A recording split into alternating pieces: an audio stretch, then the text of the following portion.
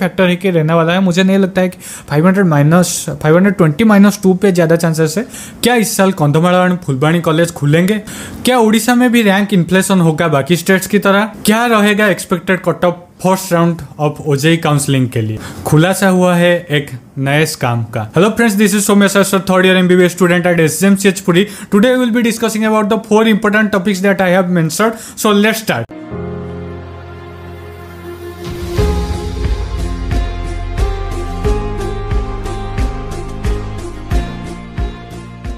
Counselling एक hectic process है and एक गलती से भी आपका काफ़ी लॉस हो सकता है। सो अगर आप चाहते हैं कि मेरा असिस्टेंट आपको काउंसलिंग में पूरा रहे तो आप टेलीग्राम ग्रुप ज्वाइन करके मुझे DM कर सकते हैं पेड काउंसलिंग के लिए, या फिर अपना डाउट टेलीग्राम ग्रुप पे पूछ सकते हैं जो कि कम्प्लीटली फ्री रहेगा। So coming to the major question is that whether Kandhamal and Phulbani college are going to open this year और नॉट, क्योंकि सीट मैट्रिक्स जो MCC का आया है वहाँ पे मेजोरिटी ऑफ नए कॉलेजेस ऐड नहीं हुए हैं, जिसमें कंधमाल फुलबाणी भी इंक्लूडेड है, क्योंकि ओडिशा गवर्नमेंट ऑफिशियल का जो नोटिफिकेशन आया था कि ये कॉलेज इनॉग्रेटेड हो, कि ये कॉलेज का इनॉग्रेशन हो चुका है, लेकिन अभी जब हम MCC का सीट मैट्रिक्स देखते हैं तो इस कॉलेज का, इन दोनों कॉलेज का नाम नहीं है इसमें। सो इसमें से हम क्या कंक्लूजन ड्रॉ कर सकते हैं? काफी स्टूडेंट्स पैनिक में आ रहे हैं कि ओडिशा में बिल्कुल भी इस साल सीट नहीं बढ़ेगा एंड जो टॉप पेपर रहा इस वजह से हमारा सिलेक्शन क्या रुक जाएगा।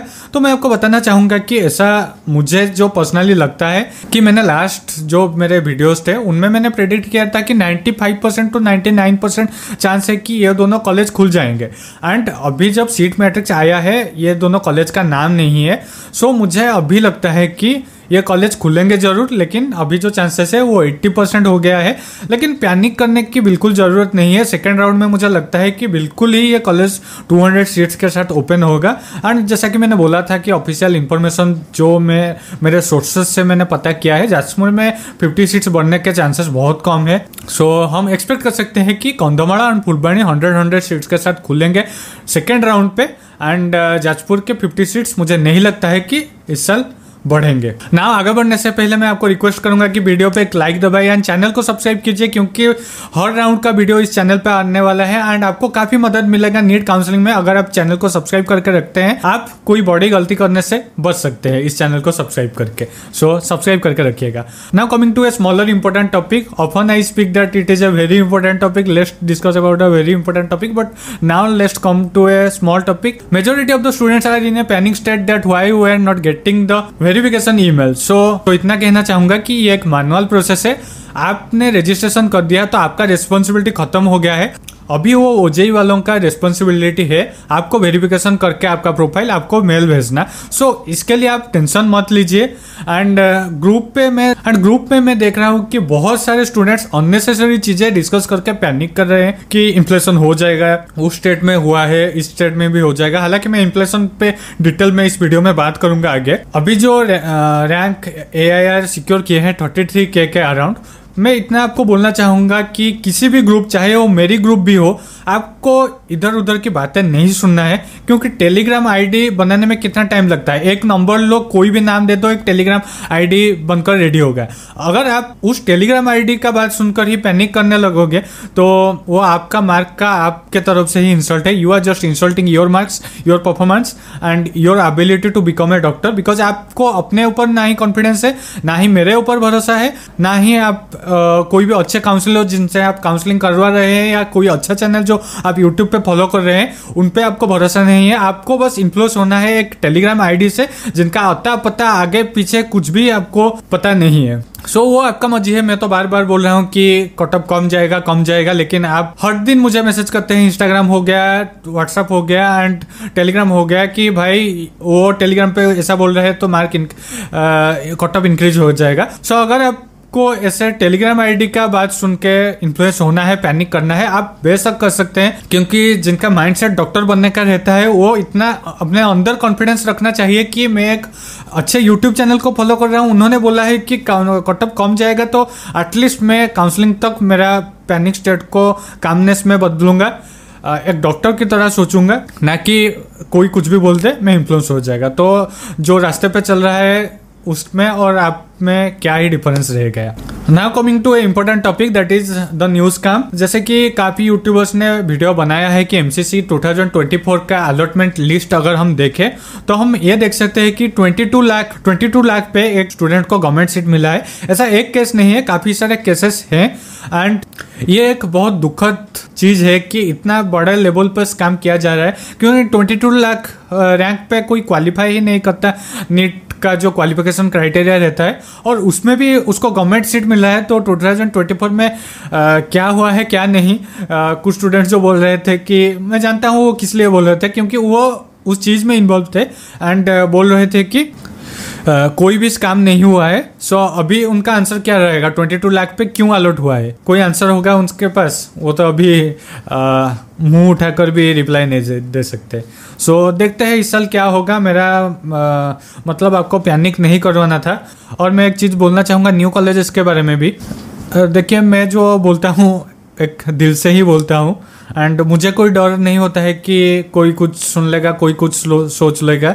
सो जो भी अभी बोल रहा हूँ दिल से बोल रहा हूँ। लास्ट ईयर जाजपुर 50 सीट्स के साथ खुला। उससे पिछले साल जितने भी कॉलेजेस रेडी हुए हैं, तालचर को छोड़ दीजिए, जितने कॉलेजेस रेडी हुए हैं उनमें से आपको कभी भी पैनिक करना पड़ा कि ये 50 सीट्स के साथ खुल जाएगा ये रेडी होकर कॉलेज रहा है लेकिन खुल नहीं रहा है? कभी आपको पैनिक हुआ है? लेकिन लास्ट ईयर से ही क्यों प्रॉब्लम आ रहा है कि जाजपुर में 50 सीट्स हुए एंड इस साल भी 200 सीट्स कुछ भी कंफर्मेशन अभी तक नहीं मिल रहा है। लेकिन 2024 से जब भी कॉलेज रेडी होता था उसी साल जैसे भी करके कॉलेज खोल रहे थे। सो उड़ीसा के लोग, मैं आपको बोलना चाहूँगा कि आपको ही चेंज चाहिए था एंड मैं एक सिंपल एडवाइस देना चाहूँगा। काफ़ी लोग इस चैनल को देख रहे होंगे, मुझसे एल्डर होंगे। सो अगर आप एजुकेशन सेक्टर में ग्रोथ चाहते हैं, नेक्स्ट टाइम कोई एजुकेटेड लीडर को वोट दीजिएगा एंड जो जिस काम के लिए बना है वो वही करे तो अच्छा लगता है। Like for an example, we can't expect a garage mechanic to be A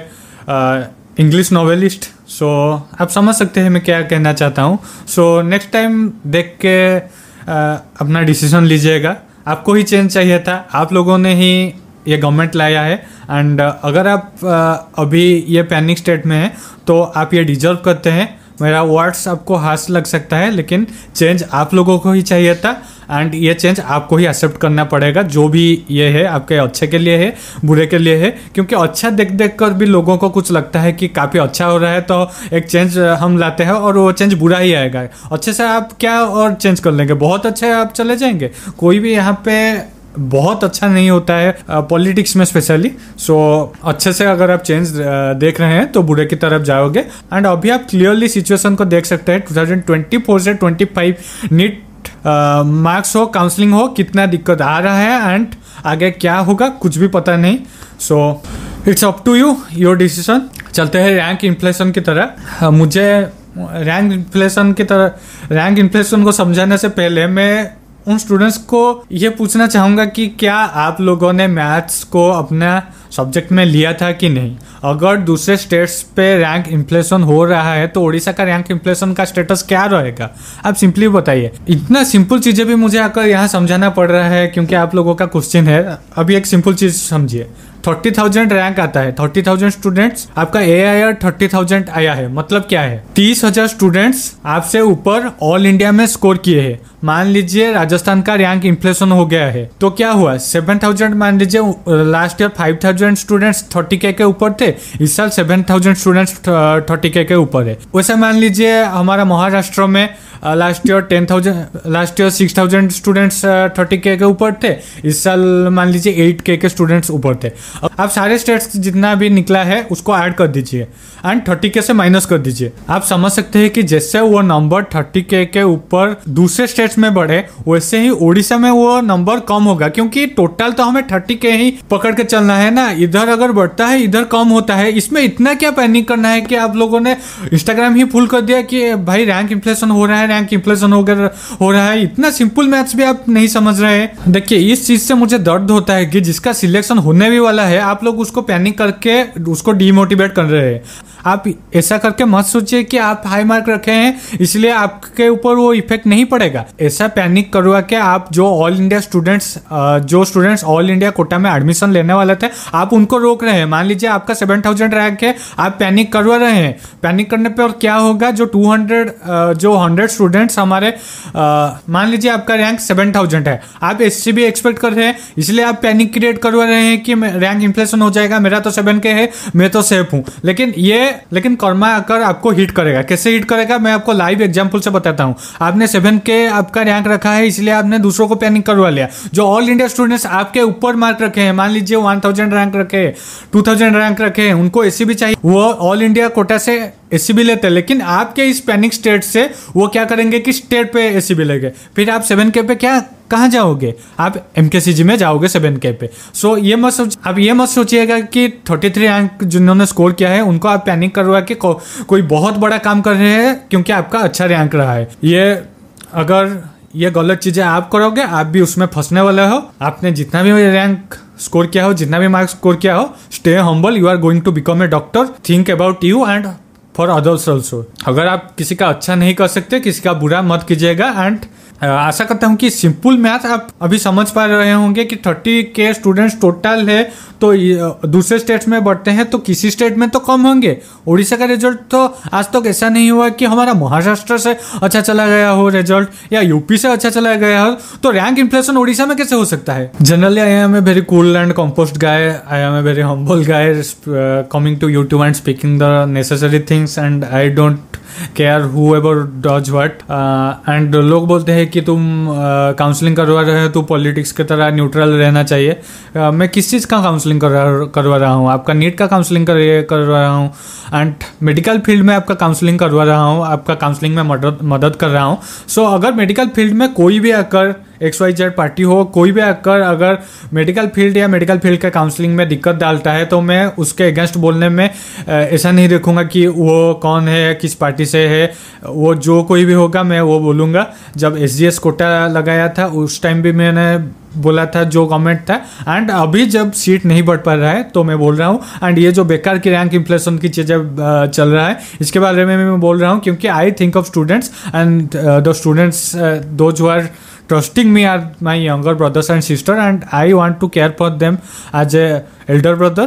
so जो भी पैनिक करवा रहे हैं, obviously मुझे गुस्सा आएगा क्योंकि आप काउंसलिंग के माहौल को बिगाड़ रहे हैं, आप खुद का भी बुरा कर रहे हैं एंड दूसरों का भी बुरा कर रहे हैं। एंड ऐसा करोगे तो आपको, एंड टेलीग्राम पे जो भी पैनिक करवा रहे हैं कि इन्फ्लेशन हो जाएगा, इतना कट ऑफ बढ़ जाएगा, हमने लास्ट ईयर भी देखा था कि सब बोल रहे थे कि 635 कट ऑफ जाएगा, मैंने बोला था 642 एंड एग्जैक्टली 642 पे कट ऑफ हुआ था। सो इस साल मैं बोल रहा हूँ कि जितना कट ऑफ जाएगा उतना आसपास ही जाएगा। एंड जो स्टूडेंट्स बोल रहे हैं कि रिजल्ट निकलने से पहले भी कुछ स्टूडेंट्स बोल रहे थे 530 जाएगा, 540 जाएगा, अभी उनका ID टेलीग्राम पे आपको नहीं दिखेगा। सो इस सब चीज़ों से हमें दूर रहना है। एंड मैं नहीं कर रहा हूँ कि आप कोई ग्रुप में नहीं रहिए या कोई वीडियो नहीं देखिए, आप हर चीज़ देख सकते हैं और ग्रुप में रह सकते हैं, लेकिन कितना आपको किस चीज़ पे स्ट्रेस देना है, इंपॉर्टेंस देना है, वो आपको डिसाइड करना पड़ेगा। आप अगर मेरे वर्ड्स को जितना वैल्यू देते हैं, टेलीग्राम ID को उतना वैल्यू देते हैं, तो आपसे पुलिस कोई नहीं होगा। So coming to the most important thing that you have been waiting for is the expected cut-off for this year in Odisha, first round specially, क्योंकि एक्सपेक्टेड कट-ऑफ ओवरऑली तो मैंने वीडियो बनाया है एंड आगे भी वीडियो बनाएंगे। ओवरऑली अभी हम स्पेसिफिकली फर्स्ट राउंड का डिस्कशन करते हैं। सो कट-ऑफ पे जाने से पहले मैं आपको रिक्वेस्ट करूंगा कि वीडियो पे एक लाइक दबाएं एंड चैनल को सब्सक्राइब कीजिए, ताकि आपको काउंसलिंग में मदद मिले एंड मुझे मोटिवेशन मिले आपके तरह ऐसे वीडियो बनाने में। अगर आप काउंसलिंग का असिस्टेंस चाहते हैं तो आप हमारे टेलीग्राम ग्रुप को ज्वाइन कर सकते हैं, वो बिल्कुल ही फ्री है। आपको अगर कोई भी डाउट है आप उसमें भेज सकते हैं। एंड अगर आप मुझसे पर्सनली बात करना चाहते हैं, मुझसे पर्सनली आपका काउंसलिंग एंड करने तक असिस्टेंस चाहते हैं, तो आप पेड काउंसलिंग में एनरोल कर सकते हैं, वो एक पिज्जा के प्राइस से भी कम है। So coming to expected first round cutoff, देखिए फर्स्ट राउंड का कट-ऑफ जो भी मैं बताने वाला हूँ वेरी कर सकता है। एंड फर्स्ट राउंड का कट ऑफ ऐसा कोई मैंडेटरी सिग्निफिकेंस नहीं रखता है कि ये कट ऑफ बढ़ गया तो पूरा ही कट ऑफ बढ़ जाएगा या कट ऑफ पूरा कम हो जाएगा।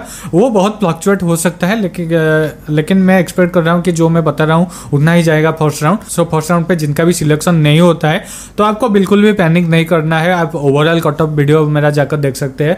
कोई चैनल हर दिन एक कट ऑफ का वीडियो डालता है एंड जो प्रेडिक्टेड कट ऑफ है उसको चेंज करता रहता है, लेकिन मैंने पहले से ही जो कट ऑफ प्रेडिक्ट किया था अभी तक उसमें स्टिक हूँ। इससे आप अंदाजा लगा सकता है कि मेरा इंटेग्रिटी क्या है, मेरा एनालिसिस क्या है एंड मेरा स्टाइल ऑफ डूइंग थिंग्स क्या है। सो मैं आपको बताना चाहूँगा कि फर्स्ट राउंड का जो कट ऑफ रहने वाला है, मुझे लगता है कि 950 जो स्टेट रैंक है उसके आसपास ही कट ऑफ होगा।